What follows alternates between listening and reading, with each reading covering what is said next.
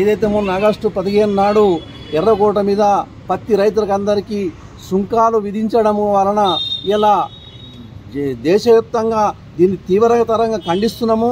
మరి ఏదైతే ఇప్పుడు ప్రతి రైతుకు మరి సుంకాలు విధించడం వలన మరి అన్ని రైతులకు కూడా ఇలా రైతు పండించే రైతుకు రక్షణ లేకుండా పోతున్నది. మరి ఏదైతే ఆ రకంగా చేయడం వలన మరి ఇది తీవ్రంగా ఖండిస్తున్నాము. ఈ కేఎంఎస్ ఆధ్వర్యంలో ఇలా ఈ సమస్యలతో కూడినటువంటిది ఒక వినతి పత్రాన్ని ఎంఆర్ఓ గారికి ఇచ్చినాము. దాన్ని ప్రభుత్వానికి తెలియజేయాలని మేము తెలియజేస్తున్నాం. ఈరోజు ఎస్కేఎం ఆధ్వర్యంలో పిలుపులో భాగంగానే ఈ ఆర్మూర్ మండల కేంద్రంలో ఎంఆర్ఓ గారికి మెమోరాండం ఇవ్వడం జరిగింది. ప్రధానంగా నరేంద్ర మోడీ ఆగస్టు 15 నాడు ఏదైతే రైతులకు అండగా ఉంటానని అడ్డుగోడగా ఉంటానని ఇవాళ పత్తి రైతులకు అండగా ఉంటానని చెప్పి హామీ ఇచ్చి ఎర్రకోట మీద జెండా ఎగిరేసిండు.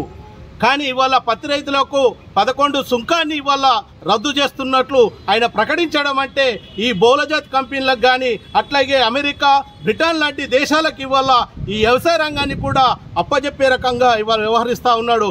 అట్లాగే ఈ అనాది కాలంలోనే ఈ 2020 సంవత్సరంలోనే ఈ 3 నెలల్లోనే 767 మంది రైతులు పత్తి రైతులు దేశవ్యాప్తంగా ఆత్మహత్యలు చేసుకున్నారు. కానీ ప్రభుత్వం ఇప్పటికీ వాళ్ళని ఆదుకోలేదు.